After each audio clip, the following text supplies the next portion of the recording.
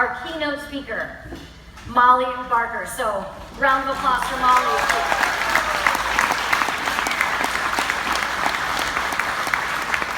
She had this vision back in 1996, and now 2 million girls nationwide impacted by your cause.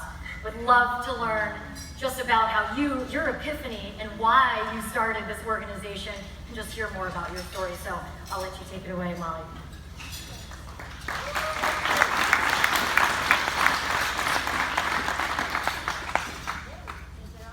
No. Oh, yes, it is. Y'all, I'm in Utah. I'm from North Carolina, and you know what's happening there right now, and they said go west, so I came to Utah.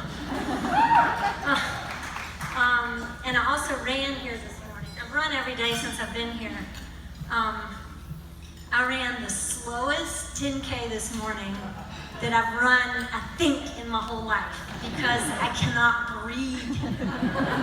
So I can't wait to go home and run fast. So can we thank Kristen for just being vulnerable and sharing like she just did? And Heidi Mortensen, are you around?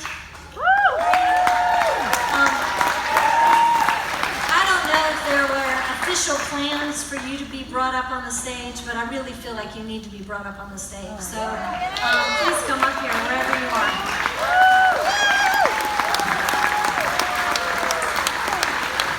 Heidi is the current executive director of Girls on the Run, and she is the perfect blend of someone that can do Excel spreadsheets and plan strategically with a big old heart. So if we could give this woman a round of applause for her.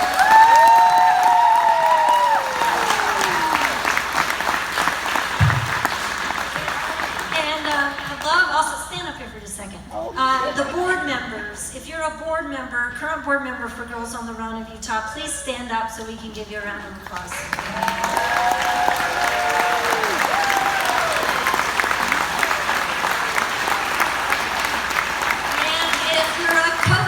Girls on the Run, please stand up so we can love on you as well.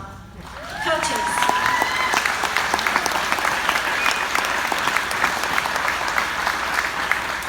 And if you're staff, like there is an actual staff, which means it's just like we've come such a long way. If you're on the staff,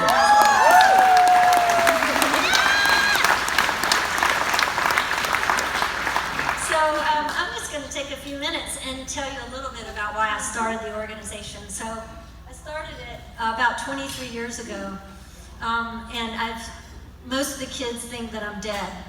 Most of the kids in the program are like 8, and they just can't believe it. It's been around as long as forever to them.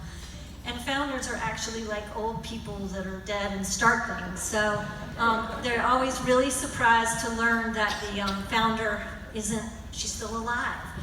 It's great on Women's History Month, some kid will do a project, and this was a couple years ago, a child did a project on me, and at the end of her project she wrote, and she's still alive.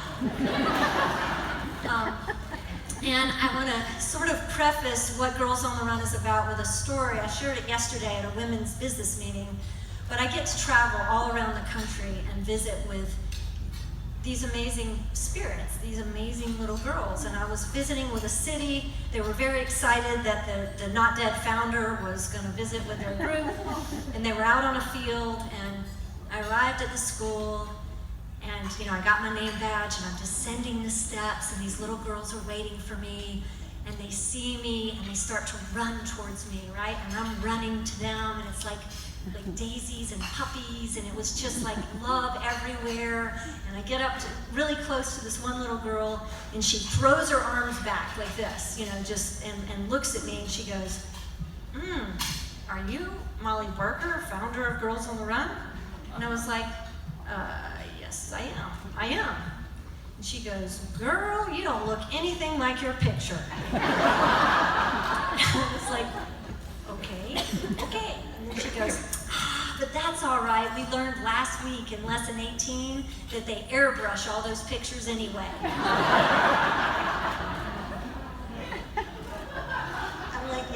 good. I had to take a minute and decide whether that was good or not, but it's good, you know, so we held hands and we went back on the field. So the story of Girls on the Run, I'm almost 58, I'll be 58 next week. And the story starts when I was around 14, which is that really awkward age when all of us, humans on the planet, begin to try to figure out how to sort of play the rules of the game.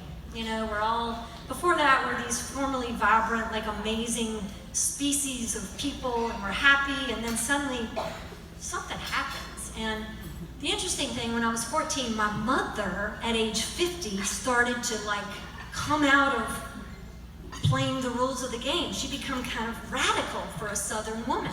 And part of what that meant for her was she started running. And this was 1973, and 50-year-old women just didn't run. That was just strange. What are you running from? And to give you a picture of my mother, she was a very gracious Southern lady.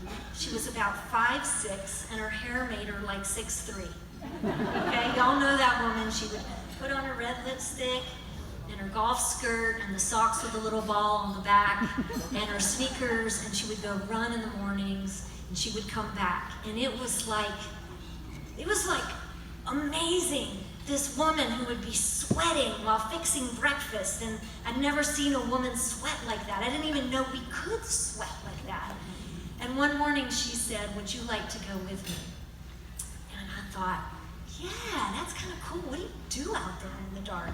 So the two of us started running.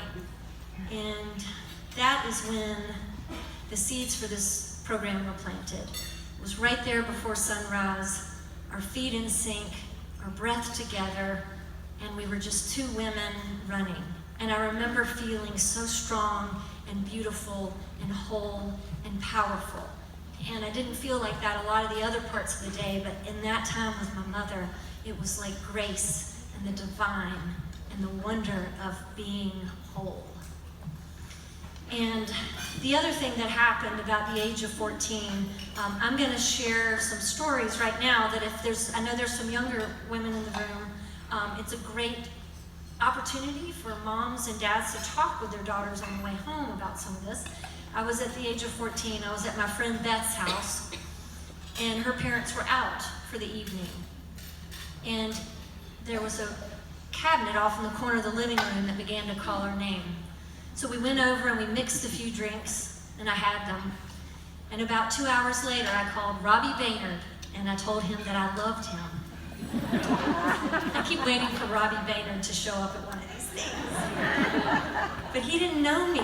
He went to the heathen public school, and I was at the private school, and suddenly, after talking with him for a while, he did know who I was.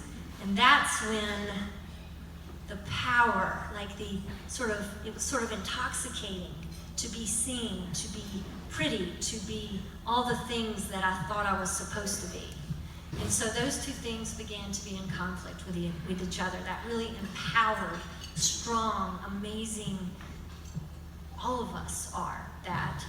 And a young woman just trying to fit in and to be liked, to be seen, to be loved. And so life goes on. I started to compete at a pretty high level of sports, but so too did the alcohol. And when I was 32 years old, I hit bottom. I called my sister Emily, and I told her I had two choices. I was either going to move to California, which was the geographic cure. You know, if I just change the environment, I'll be happy. Or I'm going to just end it. And I said, Emily, which choice should I pick? And my sister, who is still like you were talking about your parents, my sister is still that person for me. She said, Molly, this too shall pass. Just go to sleep and see how you feel in the morning. And so it was July 7th, 1993. I set off on this run. It was about 4 or 5 in the afternoon. There was this huge thunderstorm off in the distance. And I can remember it was about mile 4 at the corner of Kenilworth and East Boulevard. And I just had this experience. And to give it words sort of doesn't do it justice. But in the pace of about 8 steps, I became aware of my nothingness, my no-thingness. I wasn't a woman, I wasn't white, I wasn't poor, I wasn't an alcoholic, I wasn't divorced, I wasn't thin, I was no thing. And I realized that for 32 years of my life, I've been allowing someone else, our culture, our society, somebody else to define me. And I remember finishing that run, and I was like, something's got to give. And it was not shortly after that that I began to meet and be introduced to women who were defining themselves on their own terms. They weren't allowing our culture to define them.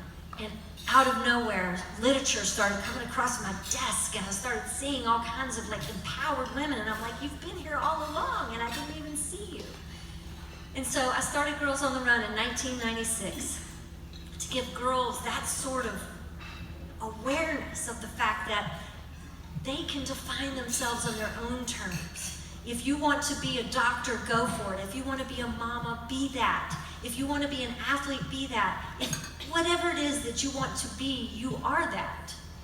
Don't allow others to define you. So I went to the school where we started it, and I said, I'd like to do this program. It's called Girls on the Run. And I can remember the after-school coordinator saying to me, oh, that program sounds cute. And I can remember thinking, cute? This is going to be like a species-level transformational shift. We're going to like eliminate the objectification of women and get rid of sexism all across the world. But I didn't say that. I said, it is cute, can we do it? And he said yes. And so 13 girls showed up in 1996. And I think it's been maybe 3 or 4 years since the 1,000th child was served. And so it has been a wild ride.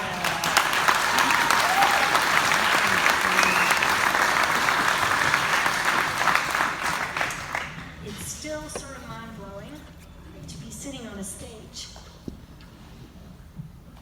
This doesn't happen very often anymore, and I don't know why it's happening now.